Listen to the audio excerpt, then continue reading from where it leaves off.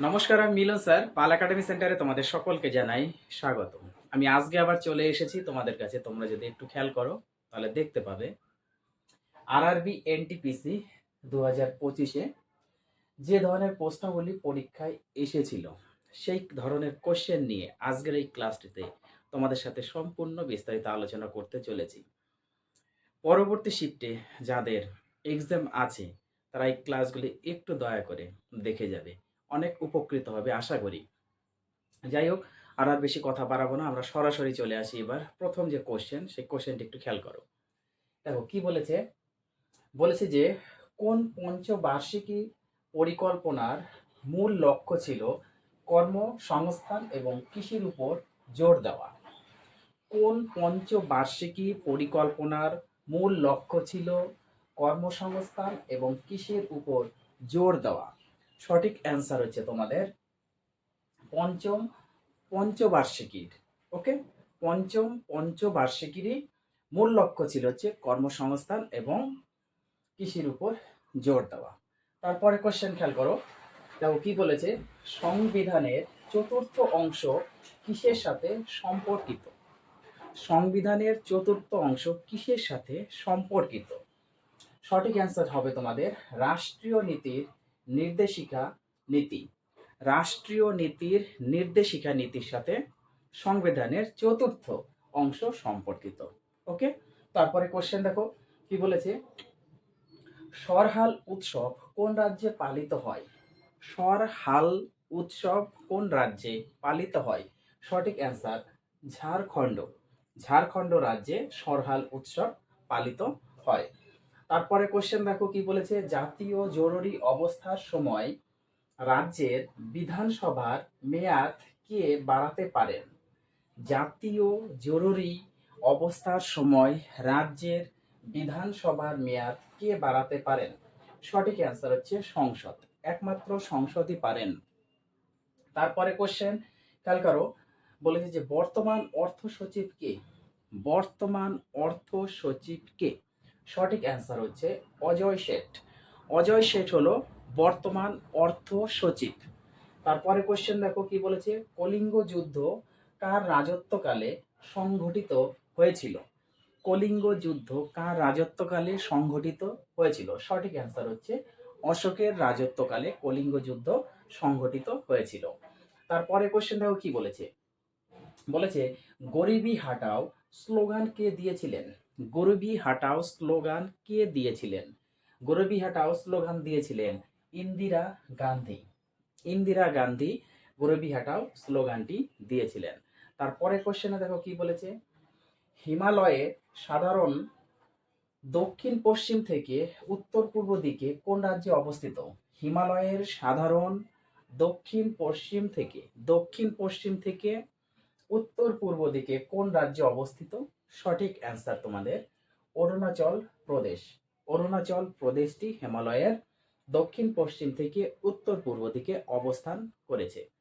তারপরে কোশ্চেন খেয়াল করো, বিনিয়োগ উৎপাদন এবং দক্ষতা উন্নয়ন বৃদ্ধির লক্ষ্যে 2014 সালে কোন প্রকল্প চালু করা হয়েছিল? কোশ্চেনটি আরেকবার আমি রিপিট করছি। বলেছে বিনিয়োগ উৎপাদন এবং দক্ষতা উন্নয়ন বৃদ্ধির জন্য 2014 সালে কোন প্রকল্পে চালু করা হয়েছিল? সঠিক অ্যান্সার হলো স্কিল ইন্ডিয়া।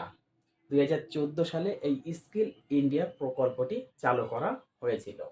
তারপরে কোশ্চেন একটু খেয়াল করো, ইসরোয়ের নতুন রাষ্ট্রপতিকে? ইসরোয়ের নতুন রাষ্ট্রপতিকে? কোশ্চেনটা একটু তোমাদের ঘুরিয়ে দিয়েছে যে ইসরোয়ের নতুন রাষ্ট্রপতিকে। সঠিক অ্যান্সার হচ্ছে ভি নারায়ণন। ভি নারায়ণন হচ্ছে ইসরোর নতুন রাষ্ট্রপতি হিসাবে নিযুক্ত করা হয়েছে। তারপরে কোশ্চেন, রেখা গুপ্তা কোন রাজনৈতিক দলের সাথে যুক্ত? রেখা গুপ্তা কোন রাজনৈতিক দলের সঙ্গে যুক্ত? সঠিক অ্যান্সার ভারতীয় জনতা পার্টি। ভারতীয় জনতা পার্টির সঙ্গে রেখা গুপ্তা যুক্ত। তারপরে কোশ্চেন, কার থর মরুভূমি নেই? কার থর মরুভূমি নেই? সঠিক অ্যান্সার হচ্ছে সিন্ধু নদীর। তোমাদের 4টে করে অপশন, সেই অপশনের মধ্যে সঠিক যে অ্যান্সার, সেই অ্যান্সারটি হচ্ছে সিন্ধু নদী। এই সিন্ধু নদীর থর মরুভূমি নেই। তারপরে কোশ্চেন, 1299 থেকে 1301 সালে মঙ্গল আক্রমণের সময় দিল্লির সুলতান কে? 1299 থেকে 1301 সালে মঙ্গল আক্রমণের সময় দিল্লির সুলতান কে বা কে ছিলেন? সঠিক অ্যান্সার হচ্ছে আলাউদ্দিন খলজি। আলাউদ্দিন খলজি তখন এই দিল্লির সুলতান ছিলেন। তারপরে কোশ্চেন দেখো কি বলেছে, 2013 সালের মধ্যে ভারতের মোট পুনর্নবীকরণ যোগ্য শক্তি ক্ষমতা লক্ষ্যগত। 2013 সালের মধ্যে ভারতের মোট পুনর্নবীকরণ যোগ্য শক্তির ক্ষমতা লক্ষ্য কত? সঠিক অ্যান্সার হচ্ছে 500 গিগাওয়াট। 500 গিগাওয়াট। তারপরে কোশ্চেন দেখো কি বলছে, ভারতীয় জাতীয় কংগ্রেসের একজন মধ্যপন্থী নেতা ছিলেন না? কে ভারতীয় জাতীয় কংগ্রেসের একজন মধ্যপন্থী নেতা ছিলেন না? চারটে অপশন ছিল, চারটে অপশনের মধ্যে সঠিক যে অ্যান্সার সেটি হচ্ছে অরবিন্দ ঘোষ। অরবিন্দ ঘোষ জাতীয় কংগ্রেসের একজন মধ্যপন্থী নেতা ছিলেন না। তারপরে কোশ্চেনটাও কি বলেছে, গুপ্ত আমলে ভূমি নিয়ন্ত্রণ এবং রাজস্ব সম্পর্কিত কাজের জন্য নিযুক্ত কর্মকর্তাকে কি বলা হতো? গুপ্ত আমলে ভূমি নিয়ন্ত্রণ এবং রাজস্ব সম্পর্কিত কাজের জন্য নিযুক্ত কর্মকর্তাকে কি বলা হতো? সঠিক অ্যান্সার হচ্ছে ভূভাত্য। ভূভাত্য বলা হতো। তারপরে কোশ্চেন দেখো, স্বদেশী আন্দোলন কখন শুরু হয়েছিল? স্বদেশী আন্দোলন কখন বা কবে শুরু হয়েছিল? সঠিক অ্যান্সার হচ্ছে তোমাদের 7ই আগস্ট 1905 সালে। 7ই আগস্ট 1905 সালে স্বদেশী আন্দোলন শুরু হয়েছিল। তারপরে কোশ্চেন দেখো কি বলেছে, বঙ্গভঙ্গ কত সালে বাতিল হয় বা রদ করা হয়? বঙ্গভঙ্গ 1911 সালে বাতিল করা হয়েছিল। তারপরে কোশ্চেন দেখো, নীলগিরি পর্বতমালা সংলগ্ন কোন রাজ্যগুলি? নীলগিরি পর্বতমালা সংলগ্ন কোন রাজ্যগুলি, মানে কোন রাজ্যগুলি নীলগিরি পর্বতমালার সাথে সংযুক্ত অবস্থায় আছে? সঠিক অ্যান্সার হচ্ছে কর্ণাটক, কেরালা ও তামিলনাড়ু। এই তিনটে রাজ্য নীলগিরি পর্বতমালার সাথে সংযুক্ত অবস্থাতে আছে। কে কে? কর্ণাটক, কেরালা এবং তামিলনাড়ু। ওকে। তারপরে কোশ্চেন দেখো, গীতা রহস্য বইটি কে লিখেছেন? গীতা রহস্য বইটি কে লিখেছেন? সঠিক অ্যান্সার হচ্ছে বাল গঙ্গাধর তিলক। বাল গঙ্গাধর তিলক গীতা রহস্য বইটি লিখেছেন। তারপরে কোশ্চেন, জাতীয় কিষাণ অপোজি প্রতিষ্ঠা করেছিলেন? জাতীয় কিষাণ অপোজি প্রতিষ্ঠা করেছিলেন কে? সঠিক অ্যান্সার হচ্ছে M S Swaminathan. M S Swaminathan. কোশ্চেনটি কি? জাতীয় কিষাণ অপোজি প্রতিষ্ঠা করেছিলেন কে? M S Swaminathan. তারপরে কোশ্চেন খেয়াল করো, দেখো কি বলেছে, ওরলি কিষাণ আন্দোলন কোন অঞ্চলের সাথে সম্পর্কিত?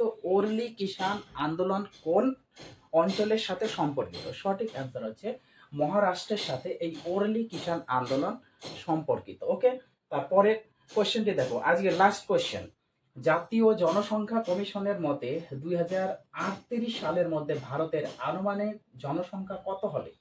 জাতীয় জনসংখ্যা কমিশনের মতে 2038 সালে মধ্যে ভারতের আনুমানিক জনসংখ্যা কত হবে?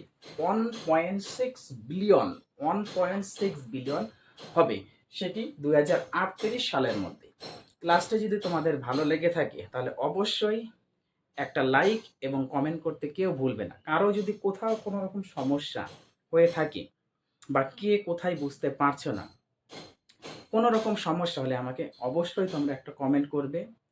আর তোমাদের কাছে ছোট্ট একটি রিকোয়েস্ট, যারা আমার চ্যানেলে নতুন দেখছো, এখনো পর্যন্ত যারা আমার চ্যানেলটিকে সাবস্ক্রাইব করনি, তারা দয়া করে চ্যানেলটিকে সাবস্ক্রাইব করে পাশে থাকা বেল আইকনটিকে একটু প্রেস করে রাখবে। তাহলে এই কোশ্চেনগুলো তোমরা একটু দেখে যাও, যাদের এখনো শিফট বাকি আছে, যাদের এক্সাম বাকি আছে, তারা কন্টিনিউ একটু দেখতে থাকো। আশা করি তোমাদের এই কোশ্চেনগুলি অনেক উপকৃত হবে এবং এই কোশ্চেনগুলি কিছু কোশ্চেন তোমরা রিপিট পাবে, এক্সামে যখন ঢুকবে তখন দেখতে পাবে। তাহলে এই ক্লাসগুলো তোমরা একটু সুন্দরভাবে মনোযোগ দিয়ে পড়াশোনা করে যাও। আবার দেখা করছি তোমাদের সাথে পরবর্তী পার্ট নিয়ে। তাহলে আজকের মতো আমি এখানেই শেষ করছি।